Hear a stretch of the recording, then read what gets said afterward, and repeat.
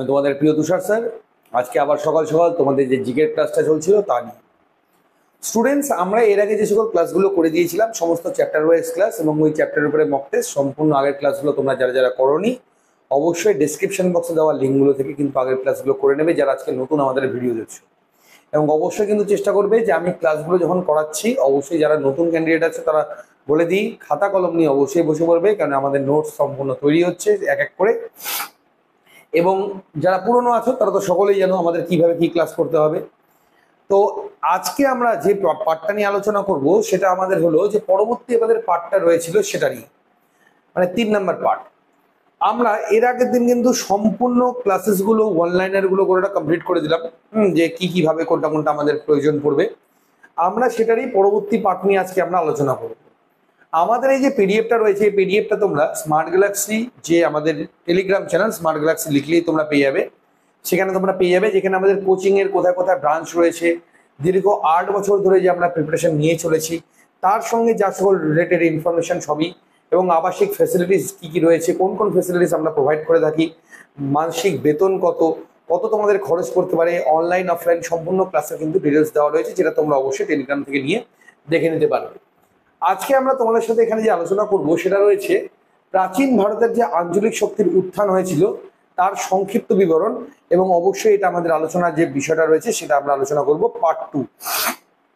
গতকালকে আমি পার্ট 1টা তোমাদের সম্পূর্ণটা কমপ্লিট করে দিয়েছিলাম। পার্ট 1-এ আমরা সম্পূর্ণ পার্টটা কমপ্লিট করে দিয়ে আজকে আমরা পার্ট 2-তে আলোচনা করব, এবং একদমই আমি সময় নষ্ট করব না আজকে তোমাদের সকাল সকাল, যাতে করে তোমাদের কোনো কিছুতে লেট না হয়। আমি একদম ডিরেক্টলি চলে আসবো একদম টু দি পয়েন্টে। আমরা আগের দিন চোল বলো বা বিভিন্ন যে বংশগুলো বলো ওই বংশগুলো সম্পর্কে আলোচনা করার পরে আজকে আমি পরবর্তী যে ইয়েটা নিয়ে আলোচনা করব সেটা হলো গুর্জর প্রতিহার রাজ্য নিয়ে। এখান থেকে তোমাদের প্রত্যেকবার যে অন্যান্য বিভিন্ন এক্সাম প্রশ্নগুলো এসে থাকে, তো তার মধ্যে আমাদের যে সবচেয়ে গুরুত্বপূর্ণ যে প্রশ্নটা আছে সেটা হলো আমাদের হরিচন্দ্র সম্পর্কে। এই হরিচন্দ্র ছিলেন গুর্জর যে বংশটা ছিল, ঠিক আছে। গুর্জর বংশ মেনলি তোমরা কোথায় পাবে বলতো, গুর্জর এটা কিন্তু পাবে তোমার রাজস্থানের দিকে। তো এই গুর্জর বংশের যে প্রতিষ্ঠাতা সেটা আমাদের কি, সেটা হলো রাজা হরিচন্দ্র। মধ্য রাজপুতানার মধ্য রাজপুতানার মান্ডোর ছিল তার রাজ্য, মান্ডোর হচ্ছে তার রাজ্য ছিল, এবং এই বংশের প্রতিষ্ঠাতা কে ছিল আমাদের হরিচন্দ্র। শরীরটা একটু খারাপ আছে, ঠিক আছে, চেষ্টা করো আমি একটু হলে কথা বুঝতে অসুবিধা হলে একটু ম্যানেজ করে নিও। হ্যাঁ, পরবর্তী যে পার্টটা রয়েছে, পরবর্তী পার্টটা আমাদের যেটা আছে সেটা হলো আমাদের গড়ওয়াল বংশ। খুব একটা ইম্পর্টেন্ট না, বাট আলোচনা যখন করছি সবটাই আমরা আলোচনা করব। মদনচন্দ্র যিনি ছিলেন গজনের সুলতানের কর্তৃত্বকে অস্বীকার করে মামুদ কনৌজ আক্রমণ করে এবং মদনচন্দ্রকে বন্দী করে। মদনচন্দ্র সম্পর্কে আমাদের পরীক্ষায় খুব একটা বেশি প্রশ্ন আসতে দেখতে পাওয়া যায় না, কিন্তু এটা তোমাদের very very very important question বলবো না, অনলাইনার অবশ্যই। রাজা জয়চন্দ্র 1194 খ্রিস্টাব্দে চান্দোয়ার বা চাঁদোয়ার যুদ্ধ, তোমরা পরীক্ষাতে পেতে পারো চাঁদোয়া বা চান্দোয়ার যুদ্ধ বা চাঁদোয়ার যুদ্ধ কত সালে হয়েছিল? 1194 সালে। কার সাথে? রাজা জয় সিংহের সঙ্গে। কার? মোহাম্মদ ঘড়ি। তোমরা প্রত্যেকেই জানো মোহাম্মদ ঘড়ি সম্পর্কে অনেকেই শুনেছো। তো মোহাম্মদ ঘড়ির সঙ্গে জয়চন্দ্র বা জয়চাঁদ যেটাই হোক না কেন 1194 সালে চান্দোয়ার যুদ্ধ হয়, এবং তিনি তার হাতে কিন্তু পরাজিত হয়েছিলেন এবং নিহত হয়ে গেছিলেন। জয়চাঁদের কিন্তু সেখানেই মৃত্যু ঘটে। ওকে, পরবর্তী অনলাইনে আমরা এগিয়ে আসবো। পরবর্তী পার্টে আমাদের কি বলা হয়েছে, বুন্দেলখণ্ডের চান্দেল বংশ। চান্দেল বা যে চন্ডাল বংশ, এটা তোমাদের পরীক্ষার জন্য খুবই গুরুত্বপূর্ণ। এই চান্দেল বংশের প্রতিষ্ঠাতাকে, এটা আমরা তোমাদের প্রথম যে চ্যাপ্টারটা পড়িয়েছিলাম সেখানেই বলে দিয়েছিলাম। চান্দেল বংশের প্রতিষ্ঠাতার নাম হলো নানুকা। এই নানুকা হলো তোমাদের একদম অনলাইনার যে পয়েন্টটা করবে, চান্দেল বংশের প্রতিষ্ঠাতার নাম কি, সেটা হলো আমাদের নানুকা। নবম শতকের প্রথমার্ধে বুন্দেলখণ্ডের চান্দেল রাজবংশ প্রতিষ্ঠা করেন। ভেরি ভেরি ভেরি ইম্পর্টেন্ট একটা লাইন, খাজুরাহের মন্দির কোন বংশ তৈরি করেছিল? তো খাজুরাহের মন্দিরটা প্রতিষ্ঠা করেছিল আমাদের চান্দেলরা, চন্ডাল বা চান্দেলরা খাজুরাহের মন্দির আমাদের প্রতিষ্ঠা করেছিল। পরবর্তী পার্টটা কি আছে আমরা এক নজরে দেখে নেব। পরবর্তী পার্টটা রয়েছে আমাদের চৌহান বংশ। তৃতীয় পৃথ্বীরাজ বা পৃথ্বীরাজ সম্পর্কে তোমরা আশা করি প্রত্যেকেই জানো, তাই কি না? তো পৃথ্বীরাজ চৌহান, তোমরা এটা এই নামের সঙ্গে খুব ভালোভাবে তোমরা জড়িত। চৌহান বংশের শেষ শাসক কে ছিলেন? চৌহান বংশের শেষ শাসক ছিল তৃতীয় পৃথ্বীরাজ চৌহান। কে ছিল? তৃতীয় পৃথ্বীরাজ চৌহান। এই তৃতীয় পৃথ্বীরাজ চৌহান প্রথম তরাইনের যুদ্ধ, ভেরি ভেরি ইম্পর্টেন্ট, প্রথম তরাইনের যুদ্ধ কত সালে হয়েছিল? 1191 খ্রিস্টাব্দে। কার সাথে? মোহাম্মদ ঘুরির সাথে। ঠিক আছে, তো তৃতীয় পৃথ্বীরাজ চৌহানের সাথে তরাইনের যুদ্ধ হয়েছিল কার? মোহাম্মদ ঘুরির, 1191 খ্রিস্টাব্দে। সেখানে পৃথ্বীরাজ চৌহান মোহাম্মদ ঘুরিকে পরাজিত করে দেয়, কিন্তু মোহাম্মদ ঘুরি আবার অ্যাটাক করে। পরের বছরই তরাইনের দ্বিতীয় যুদ্ধ শুরু হয়, এবং সেখানে তিনি কিন্তু আর মোহাম্মদ ঘুরিকে কিন্তু ছেড়ে দিয়েছিলেন, মানে জীবনে মারেননি, কিন্তু মোহাম্মদ ঘুরি তো আর সেই সুযোগ নেবে না। মোহাম্মদ ঘুরি এই তৃতীয় পৃথ্বীরাজ চৌহান যিনি রয়েছেন, এনাকে তো পরাজিত করলেন, তার পাশে তাকে নিহতও করেছিলেন। তাহলে তরাইনের প্রথম যুদ্ধ কত সাল? 1191 সাল। সেকেন্ড যুদ্ধ কত? 92। প্রথমটাতে জয়লাভ করে তৃতীয় পৃথ্বীরাজ চৌহান, পরেরটাতে জয়লাভ করে মোহাম্মদ ঘুরি। কয়েকটি গুরুত্বপূর্ণ তথ্য এবার আমি আলোচনা করবো এই চ্যাপ্টারের সমস্ত গুরুত্বপূর্ণ তথ্যগুলো নিয়ে, যেগুলো তোমাদের পরীক্ষার জন্য খুবই গুরুত্বপূর্ণ। 28 খানা আমি মার্ক করেছি এই চ্যাপ্টার থেকে। তোমার খানের পুত্র মিহিরগুলকে ভারতের এটিলা বলা হয়, ভেরি ভেরি ইম্পর্টেন্ট। ভারতের এটিলা কাকে বলা হয়? এক কথায় প্রশ্ন, তোমার খানকে, মিহিরকুলকে, তোমার খানের পুত্র ছিল মিহিরকুলকে ভারতের এটিলা বলা হয়। তার রাজধানী ছিল সাকল বা শিয়ালকোট, বর্তমানে যেটাকে শিয়ালকোট বলা হয়, পাঞ্জাবের শিয়ালকোট, সেটা ছিল মিহিরকুলের রাজধানী, এবং একে ভারতের এটিলা বলা হয়। বাংলার প্রথম স্বাধীন এবং সার্বভৌম রাজা ছিল গৌড়রাজ শশাঙ্ক। এই শশাঙ্কের রাজধানী কোথায় ছিল? শশাঙ্কের রাজধানী ছিল আমাদের গৌড় রাজ্য, মালদা জেলার গৌড় রাজ্য ছিল তার রাজধানী, এবং তাকে কিন্তু ভারতের স্বাধীন এবং সার্বভৌম রাজা বলা হয়। গুর্জর রাজ্যের প্রতিষ্ঠাতা হরিচন্দ্র যে ছিল, আমরা একটু আগেই বললাম, তার রাজধানী কোথায় ছিল? তার রাজধানী ছিল উজ্জয়নে। উজ্জয়নে ছিল গুর্জর রাজ্যের যে প্রতিষ্ঠাতা হরিচন্দ্র, তার রাজধানী। পরবর্তী প্রশ্ন কি আছে? 4 নম্বর প্রশ্ন, কল্যাণীর চালুক্য বংশের প্রতিষ্ঠাতার নাম কি? কল্যাণীর চালুক্য বংশের প্রতিষ্ঠাতার নাম হলো জয়সিংহ, যিনি মহারাজাধিরাজ এবং চক্রবর্তী উপাধি ধারণ করেছিলেন। তাহলে জয়সিংহ কোন উপাধি ধারণ করেছিল? মহারাজাধিরাজ, এবং তিনি চক্রবর্তী উপাধিও ধারণ করেছিলেন। গঞ্জাম লিপি, এটা এরকম হবে না, গঞ্জাম হবে এটা, হ্যাঁ, গঞ্জাম লিপিতে বর্ণিত আছে শশাঙ্ক, একদম ডাইরেক্ট প্রশ্ন আসে, এটা very important question students. Ganjam লিপিতে আমরা কার বর্ণনা পেয়ে থাকি? কোন রাজার বর্ণনা পেয়ে থাকি? তো আমরা সেখানে শশাঙ্কের বর্ণনা পেয়ে থাকি। দশভুক্তিতে শশাঙ্কের দিঘি খননের কথা বলা হয়েছে, এটা খুব একটা তোমাদের গুরুত্বপূর্ণ না, এটা তোমাদের পরীক্ষায় এসেই থাকে যে ষষ্ঠ বিক্রমাদিত্য কোন রাজবংশের ছিল? তো ষষ্ঠ বিক্রমাদিত্য ছিল চালুক্য রাজবংশের। কল্যাণীর যে চালুক্য বংশ, তার হচ্ছে ছিল ষষ্ঠ বিক্রমাদিত্য। ঠিক আছে, ওকে। হ্যাঁ, নেক্সট কোশ্চেন কি আছে একবার দেখে নাও। নেক্সট পার্টটা আমাদের কি রয়েছে একবার দেখে নাও তোমরা।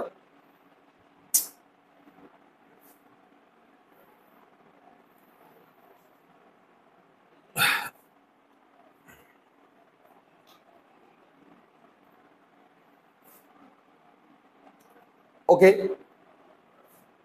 নেক্সট পার্টটা আমাদের কি রয়েছে একবার।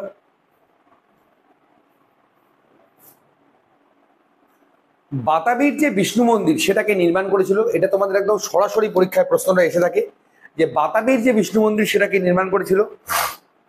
তোমাদের বাতাবির যে বিষ্ণু মন্দির সেটা নির্মাণ করেছিল চালুক্যরাজ Mangalesh. Very very important question. 9 number point আমাদের কি রয়েছে? হর্ষবর্ধনের রাজত্বকালে ভারতের একটা বিখ্যাত বন্দর ছিল, ভেরি ভেরি ইম্পর্টেন্ট, তাম্রলিপ্ত বন্দর। এই তাম্রলিপ্ত বন্দরটা কার আমলে ছিল? এটা আমাদের ছিল হর্ষবর্ধনের আমলে। খুবই কিন্তু গুরুত্বপূর্ণ একটা প্রশ্ন। হর্ষবর্ধন কোন উপাধি গ্রহণ করেছিল? শিলাইত্য উপাধি গ্রহণ করেছিল, এটা আমাদের কিন্তু পরীক্ষায় বারবার এসে থাকে। হিউয়েন সাং একটি বিশেষ নামে অভিহিত ছিল। এই হিউয়েন সাং কিন্তু এই হর্ষবর্ধনের আমলেই কিন্তু ভারতবর্ষে ছিলেন। চাইনিজ পরিব্রাজক ছিল, যার একটা লেখার ছিল, তার নাম হচ্ছে সিইউকি। তো তিনি কি নামে পরিচিত ছিলেন? বর্তমান সাক্ষ্যমুনি। বর্তমান সাক্ষ্যমুনির নামে হিউয়েন সাং কিন্তু পরিচিত ছিল। বাদামিতে যে দুর্গ নির্মাণ করা হয়েছিল সেটা কে করেছিল? চালুক্যরাজ প্রথম পুলকেশী। চালুক্যরাজ প্রথম পুলকেশী আমাদের বাদামিতে দুর্গ নির্মাণ করেছিল। প্রভাকর বর্ধনের পূর্বপুরুষেরা ছিলেন গুপ্তদের অধীনস্থ সামন্ত শশাঙ্কের অপর নাম ভেরি ভেরি ইম্পর্টেন্ট। শশাঙ্কের অপর নাম কি? সেটা হলো নরেন্দ্রগুপ্ত। একদম ডাইরেক্ট ওয়ান লাইনের যে পরীক্ষা প্রশ্ন আসে, শশাঙ্কের আরেক নাম কি? সেটা হলো আমাদের নরেন্দ্রগুপ্ত। পরবর্তী প্রশ্ন আমাদের কি রয়েছে একবার দেখে নাও। বলেছে হর্ষবর্ধনের রাজসভাকে কে অলঙ্কৃত করেছিল, মানে তার রাজসভায় কে কে ছিল? জয় সেন, ময়ূর মাতঙ্গ, পরীক্ষা হয়তো আসে না, দিবাকর, কবি Maurya, Banabhatta. Very very important. Banabhatta কি লিখেছিল? হর্ষচরিত। ঠিক আছে, হর্ষচরিত। এই হর্ষচরিত গ্রন্থে কিন্তু আমরা হর্ষবর্ধন সম্পর্কে সমস্ত তথ্য আমরা পেয়ে থাকি। এটা কার রচনা? বাণভট্টের রচনা। বাদামীর যে চালুক্য বংশ তার পতনকে ঘটিয়েছিল সেটা করেছিল আমাদের দন্তি দুর্গ। ঠিক আছে, এবং এই দন্তি দুর্গ কে ছিল? এই দন্তি দুর্গ ছিল রাষ্ট্রকূট বংশের প্রতিষ্ঠাতা। রাষ্ট্রকূট বংশের প্রতিষ্ঠাতা কে ছিল? দন্তি দুর্গ, যে বাদামী চালুক্য বংশের পতন ঘটিয়েছিল। হর্ষাব্দ কাকে বলা হয়? হর্ষবর্ধনের যে নিজস্ব ক্যালেন্ডার, হর্ষবর্ধনের যে নিজস্ব ক্যালেন্ডার সেটাকে হর্ষাব্দ বলা হয়। এই হর্ষাব্দের সূচনা হয়েছিল কত সাল থেকে? 606 খ্রিস্টাব্দ থেকে। এবং হর্ষাব্দ মাথায় রাখবে, শশাঙ্ক এবং হর্ষবর্ধন কিন্তু পরস্পর কিন্তু সমসাময়িক ছিল। আর আমরা কেবলই যেটা বললাম, হর্ষবর্ধনের সময় হিউয়েনসাংকে যে পাঠিয়েছিলেন সেটা পাঠিয়েছিলেন ওই সময়কার চাইনিজ রাজা তাইসুং। তাইসুং এর প্রতিনিধি হয়ে হিউয়েনসাং হর্ষবর্ধনের রাজত্বকালে ভারতবর্ষে এসেছিলেন। পরবর্তী ম্যাটারটা আমাদের কি রয়েছে এক নজরে দেখে নিবে। আইহোল শিলালিপি। আইহোল শিলালিপি কার আমলে ছিল? এটা দ্বিতীয় পুলকেশী, মাথা রাখবে, চালুক্যরা দ্বিতীয় পুলকেশীর আমলে। আইহোল শিলালিপি থেকে জানা যায় নর্মদা নদীর তীরে, ভেরি ভেরি ইম্পর্টেন্ট, কোন নদীতে? নর্মদা নদীর তীরে হর্ষবর্ধনের দাক্ষিণ্য যে অভিযান, মানে দক্ষিণ ভারতের যে অভিযান, সেটাকে প্রতিহত করার চেষ্টা কে করেছিল? দ্বিতীয় পুলকেশী। ঠিক আছে, তাহলে পরীক্ষার যে প্রশ্ন সেটা কি? হর্ষবর্ধনের সঙ্গে যে দ্বিতীয় পুলকেশীর যুদ্ধটা হয়েছিল সেটা কোন নদীর তীরে?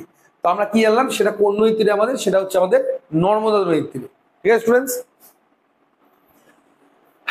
এবং বিভিন্ন ঐতিহাসিকদের মতামত অনুযায়ী ওই সময় দ্বিতীয় পুলকেশীকে কি বলা হতো? সকল দক্ষিণনাথ পথ। কারণ দক্ষিণ ভারতে যদি বলে ওই সময়কার দক্ষিণ ভারতের শ্রেষ্ঠ রাজা ধরা হতো দ্বিতীয় পুলকেশীকে, আর হর্ষবর্ধনকে বলা হতো সকল উত্তর নাথ পথ।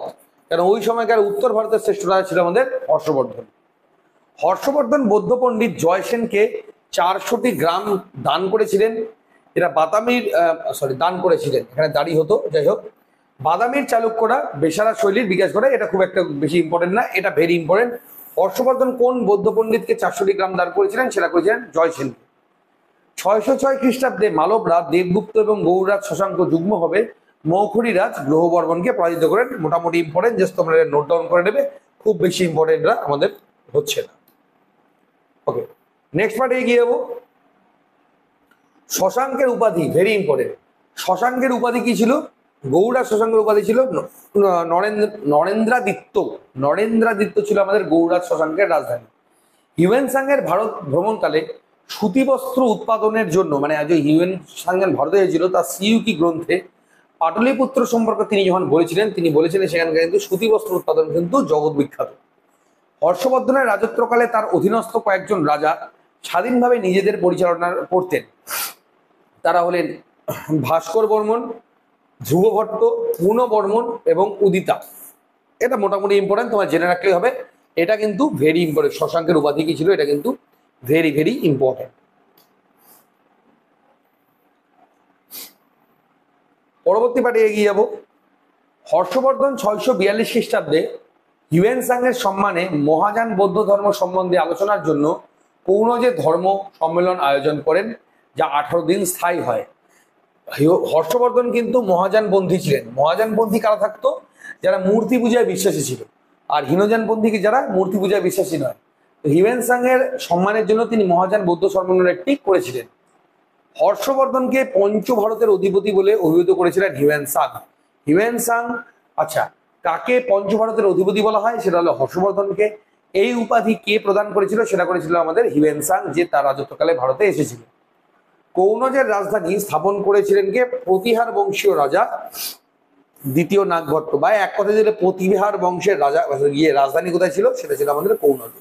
এটা কিন্তু আমাদের ভেরি ভেরি ইম্পর্টেন্ট একটি ওয়ান লাইনার। নেক্সট আমরা এগিয়ে যাবো।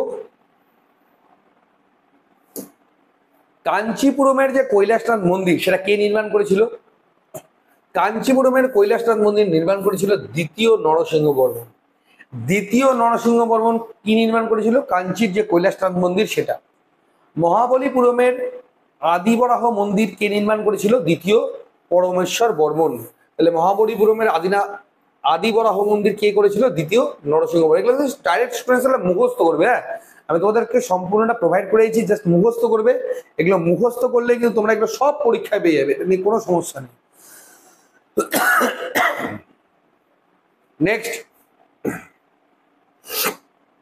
তাঞ্জোরের যে রাজরাজেশ্বর মন্দির, দেখো এটা না এই নামের মধ্যেই নামটা লুকিয়ে আছে এবং এটা ভেরি ইম্পর্টেন্ট।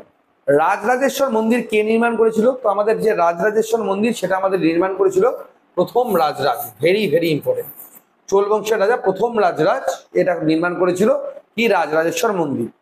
চোলদের গ্রামীণ সংঘকে বলা হতো কুর্রম, এবং চোলদের যে মুদ্রা তার নাম কি ছিল? আমাদের কাসু। চোলদের মুদ্রাকে কাসু বলে অভিহিত করা হতো। ঠিক আছে, তো তোমাদের এই আঞ্চলিক ভারতের যে ইতিহাসটা, এই চ্যাপ্টারটা আশা করি হ্যাঁ শেষ, কমপ্লিট করে দিলাম আজকে আমি। কালকে আমি কি করব, এই চ্যাপ্টারের উপরে যতগুলো মক টেস্ট রয়েছে সেই মক টেস্টগুলো আমি কালকে থেকে তোমাদের জন্য আনা শুরু করব।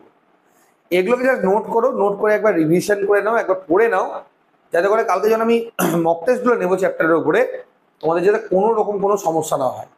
যা পড়াচ্ছি স্টুডেন্টস খালি একটা জিনিস মাথা রাখবে, করে যাও। যেটুকু পড়াচ্ছি যেভাবে করাচ্ছি করে যাও, মাথা রাখবে, এর বাইরে কোনো কিছু আসবে না, এটা মেনেই চলবে। তোমাদেরকে গ্যারান্টি দিচ্ছি তোমাদের প্রিপারেশনটা 100% আমি কমপ্লিট করে দেওয়ার দায়িত্ব নিয়েছি, যেরকম সেটা আমি কমপ্লিট করিয়ে দেবো। আর কোথাও কোনো প্রিপারেশনের প্রয়োজন পড়বে না। তো ডিয়ার স্টুডেন্টস, এই ছিল আমাদের বই। যদি বলি, বারবার একই কথা প্রত্যেকেই সবাই বলছো, বই আমি 15 তারিখের মধ্যেই চলে আসবে মার্কেটে। অ্যামাজনের লিঙ্ক তোমাদের আমি দিয়ে দেবো, আরামসে তোমরা সেখান থেকে গিয়ে নিয়ে নিতে পারবে। আর আমাদের কোচিং থ্রু যারা অ্যাডমিশন নিতে চাইছো, এই যে নাম্বারটা রয়েছে আমাদের অফিসিয়াল নাম্বার, এই নাম্বারে হোয়াটসঅ্যাপ বা ফোন করে তোমরা প্রতিদিন সকাল 10টা থেকে 3টের মধ্যে ফোন কলের মধ্যে দিয়ে তোমরা যাবতীয় ডিটেলস এই পিডিএফে পেয়ে যাবে। এই পিডিএফটা টেলিগ্রামে আমাদের পেয়ে যাবে। নিয়ে তোমাদের সাথে আমাদের সাথে কন্ট্যাক্ট করো, কন্ট্যাক্ট করে তোমরা যে কোনো দিন অ্যাডমিশন করতে পারো। ঠিক আছে স্টুডেন্টস, তো আজকের মতো ক্লাসটা এতটাই। কেমন লাগলো স্টুডেন্টস? ভালো লাগলে জানাবে। শরীরটা একটু খারাপ আছে, ঠিক আছে, জ্বর আছে, তো ওয়েদার চেঞ্জ বুঝতেই পারছো, তো একটু যেভাবে করাচ্ছি করিয়ে নেবে। এরপরে অঙ্কের ক্লাসটা আছে, ওটাও করো। ঠিক আছে, তো আশা করি যদি ভালো লেগে থাকে স্টুডেন্টস, কমেন্ট এবং শেয়ারটা জাস্ট তোমাদের কাছে এইটুকুই রিকোয়েস্ট, এইটুকুই করো, তাতে করে আমি খুশি থাকবো। ধন্যবাদ।